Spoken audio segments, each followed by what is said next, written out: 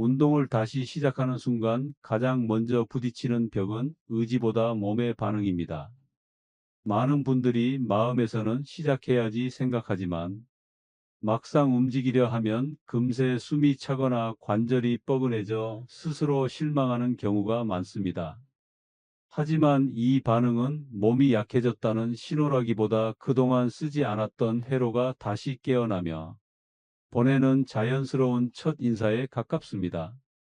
진료실에서도 오랜만에 운동을 시작한 분들이 왜 이렇게 몸이 무겁냐고 묻곤 하는데, 사실 이런 느낌을 지나야 근육과 순환이 본격적으로 살아나기 시작합니다. 운동을 재시작하는 첫 단계는 의욕을 끌어올리는 것이 아니라 몸이 놀라지 않도록 부드럽게 적응시키는 과정입니다. 그래서 오늘은 어떤 강한 운동을 하겠다는 계획보다 하루에 딱 5분만 움직여 보겠다는 마음이 훨씬 건강한 출발이 됩니다. 예를 들어 아침에 침대 옆에서 천천히 허벅지 뒤를 늘리는 동작만 해도 신경과 근육이 다시 연결되는 느낌이 들죠. 이런 작은 움직임들이 모여 어느 순간 몸의 흐름을 바꾸기 시작합니다. 지금 이 영상을 보고 계신 분들도 혹시 내가 예전에 하던 운동을 바로 따라 해야 한다는 부담을 가지고 있다면 잠시 내려놓아도 좋습니다.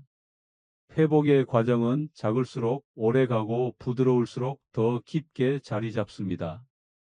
운동을 다시 시작할 때 가장 중요한 것은 호흡과 순환을 먼저 되살리는 일입니다.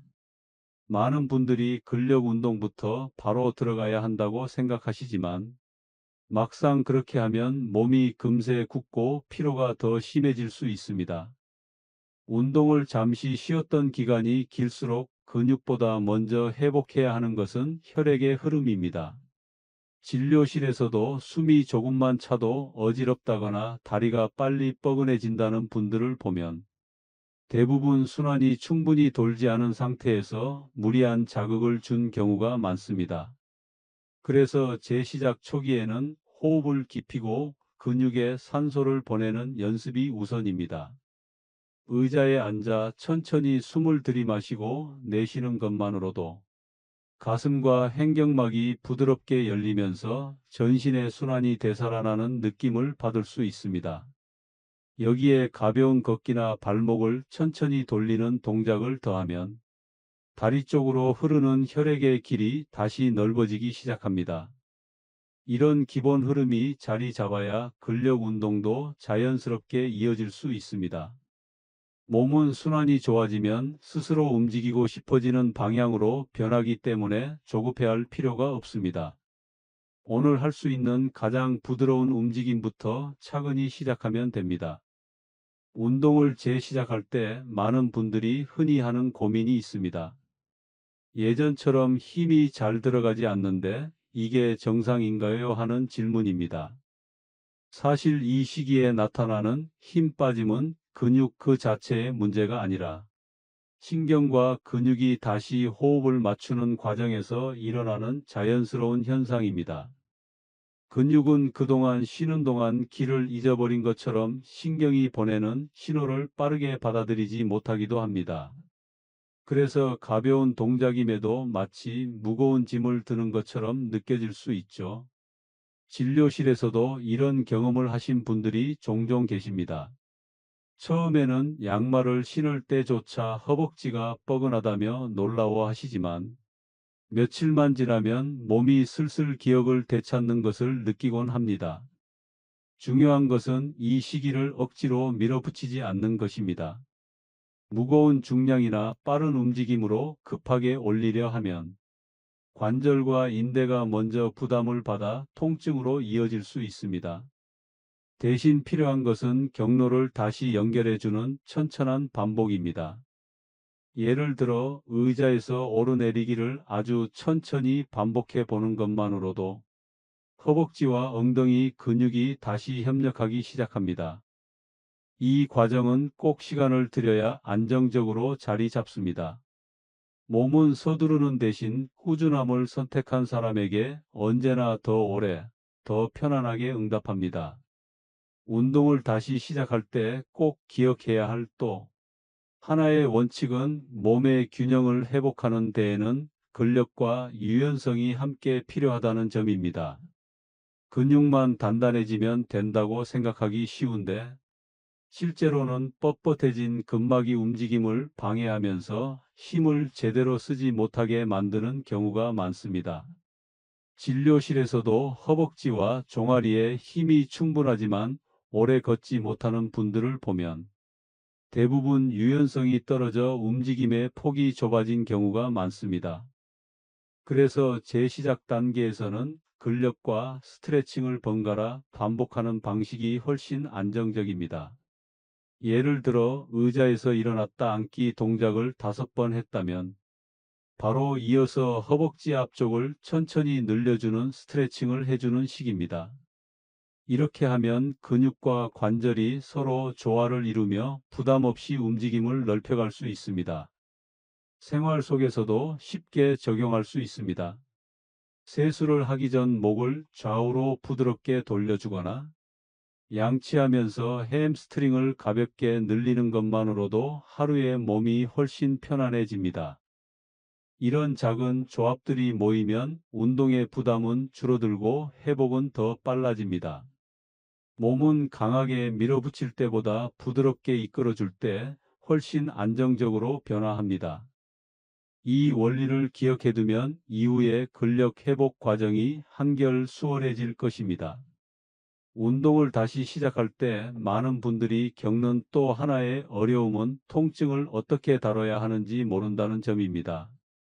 예전보다 근육이 약해져 있으니 조금만 움직여도 허리나 무릎이 금세 민감해지는 경우가 많죠. 이때 흔히 하는 실수가 몸이 아프니까 운동을 멈추는 것이 맞겠지 하고 그대로 활동을 줄여버리는 것입니다. 하지만 진료실에서 보면 이런 선택이 오히려 통증을 더 오래 끌고 가는 경우가 많습니다. 근육이 약해지면 관절이 직접 하중을 받게 되고 작은 움직임에도 예민하게 반응하기 때문입니다. 그래서 통증을 없애려면 활동을 멈추는 것이 아니라 오히려 관절이 덜 힘들도록 근육을 다시 깨워줘야 합니다. 물론 무리해서는 안 됩니다.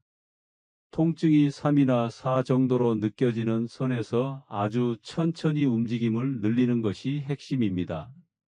예를 들어 무릎이 아픈 분이라면 바로 걷기를 늘리기보다 의자에서 일어나 앉기를 조용히 반복하며 허벅지 앞쪽을 깨우는 것이 훨씬 안전합니다. 허리가 뻐근한 분들도 갑작스러운 스트레칭보다 골반을 부드럽게 앞뒤로 움직여주는 동작이 도움이 되죠. 몸은 적당한 자극에는 회복으로 반응하고 과한 자극에는 방어로 굳어버리기 때문에 이 경계를 잘 조절하는 것이 무엇보다 중요합니다. 운동을 다시 시작하는 과정에서 또 한 가지 흔히 나타나는 실수는 내 몸의 속도를 잊어버린 채 예전 기준으로 일정을 짜는 것입니다. 많은 분들이 예전에는 30분씩 걸었으니 지금도 그 정도는 해야 효과가 있겠지 하는 마음으로 출발하곤 합니다. 하지만 쉬는 기간이 길어지면 몸은 자연스럽게 에너지 사용 패턴을 바꾸기 때문에 예전의 강도를 그대로 적용하면 금세 피로가 쌓이고 회복도 늦어집니다. 진료실에서도 이런 경우를 자주 봅니다. 첫날 의욕이 넘쳐 1시간 가까이 걸으신 뒤 오히려 다음날 다리가 아파 며칠을 또 쉬게 되는 악순환이 반복되는 것이죠. 이때 가장 중요한 것은 시간보다 리듬을 다시 만드는 것입니다. 예를 들어 하루 20분을 한 번 걷는 대신 10분씩 2번 걷는 방식이 훨씬 부담이 적고 효율적입니다. 중간중간 숨을 깊게 들이마시는 시간을 넣으면 순환도 더 안정적으로 유지됩니다. 이런 리듬은 생활 속에서도 쉽게 만들 수 있습니다. 엘리베이터 대신 한 층만 계단을 이용한다거나 버스를 기다리는 동안 발목을 천천히 돌려주는 것만으로도 몸은 금세 반응합니다. 회복의 과정에서는 꾸준한 작은 자극이 큰 자극보다 훨씬 안전한 길이라는 점을 기억해 두시면 좋겠습니다. 운동을 다시 시작하는 과정에서 세 번째로 많이 보이는 실수는 눈에 보이는 근력, 변화만을 기준으로 삼는 것입니다. 몸은 겉으로 드러나는 것보다 훨씬 복잡하게 회복을 진행하는데 근육의 크기나 힘만 살피다 보면 중요한 신호들을 놓치기 쉽습니다. 예를 들어 체중은 그대로이거나 오히려 조금 늘었는데도 몸이 가벼워지는 느낌을 받는 경우가 있습니다. 이는 순환이 살아나며 피로 물질이 덜 쌓이고 호흡 패턴이 안정되기 시작했다는 긍정적인 신호입니다. 반대로 근력은 조금 오른 것처럼 보이는데 유독 아침에 몸이 무겁고 관절이 뻣뻣하다면 회복이 충분하지 않다는 의미일 수도 있죠. 진료실에서도 운동 초기에는 근력의 변화보다 몸의 편안함과 회복 속도를 먼저 살피라고 자주 말씀드립니다. 움직임 이후 피로가 오래가지 않는지, 밤에 잠이 더 깊어지는지, 계단을 오를 때 숨이 덜 차는지 같은 변화가 훨씬 중요한 지표입니다. 이런 신호들을 놓치지 않으려면 운동 일지를 간단히 기록해 보는 것도 도움이 됩니다. 오늘 느꼈던 숨의 깊이나 다리의 가벼움 같은 작은 정보들이 시간이 지나면 큰 흐름을 보여주기 때문입니다. 몸은 단순히 근육만 키우는 과정이 아니라 전체의 균형을 찾아가는 과정이라는 점을 기억하셨으면 합니다.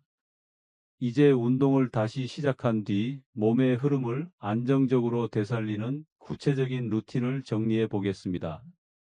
회복은 갑자기 달라지는 것이 아니라 일정한 자극이 일정한 방향으로 반복될 때 자연스럽게 쌓이는 과정입니다. 우선 첫 주에는 몸을 깨우는 시간을 만드는 것이 가장 중요합니다. 아침에 일어나기 전 다리 뒤와 허리 주변을 가볍게 늘려주는 스트레칭을 3분 정도 하고 잠깐의 느린 걷기를 덧붙여 보세요. 둘째 주부터는 움직임의 양을 조금 늘릴 수 있습니다. 하루 10분 정도의 걷기를 2번 나누어 시행하면 숨의 흐름이 훨씬 부드러워지고 다리의 순환도 살아납니다. 3달 정도가 지나면 근육의 반응이 안정되기 시작하는데 이때 의자에서 일어났다 앉기 같은 기초 근력 동작을 천천히 포함시키면 좋습니다. 몸은 강한 자극보다 규칙적인 리듬을 더 잘 받아들이기 때문에 시간대와 강도를 일정하게 유지하는 것이 핵심입니다. 생활 속에서도 간단히 적용할 수 있습니다. 손을 씻기 전 어깨를 한번 돌려주고 씻은 뒤에는 발목을 가볍게 풀어주는 식으로 작은 흐름을 만들어 보세요. 이런 루틴은 부담 없이 이어질 뿐 아니라 몸을 오래 편안하게 유지시키는 데 큰 도움이 됩니다. 이제 운동을 다시 시작하는 과정에서 꼭 기억해야 할 핵심들을 차근히 정리해 보며 마무리해 보겠습니다. 몸은 절대로 하루아침에 변하지 않지만 작은 변화들을 꾸준히 쌓아 올리면 어느 순간 분명한 흐름의 전환이 찾아옵니다. 오늘 이야기한 호흡과 순환의 회복, 조심스러운 근력 자극, 그리고 무리하지 않는 반복은 모두 같은 목적을 향합니다. 다시 예전처럼 움직일 수 있는 몸을 되찾는 것이죠. 진료실에서도 이런 과정을 천천히 밟아온 분들은 몇 주가 지나면 눈빛이 달라집니다. 숨이 덜 차고 아침에 일어날 때의 피로가 옅어지면서 다시 일상을 바라보는 여유가 생기기 때문입니다. 여러분도 지금 이 순간부터 충분히 시작하실 수 있습니다. 중요한 것은 완벽하게 하는 것이 아니라 오늘 할 수 있는 만큼을 부드럽게 이어가는 일입니다. 혹시라도 중간에 흐름이 끊기는 날이 있더라도 너무 걱정하지 않으셨으면 합니다. 몸은 다시 자극을 주면 금세 기억을 되찾고 회복의 길로 돌아오니까요. 이 영상을 보신 뒤 오늘 하루에 한 가지라도 작은 움직임을 실천해 보셨으면 합니다. 앞으로도 여러분의 건강한 회복을 돕기 위해 꾸준히 함께 하겠습니다. 구독과 좋아요, 그리고 알림 설정을 해두시면 다음 이야기들도 놓치지 않고 편하게 만나보실 수 있습니다.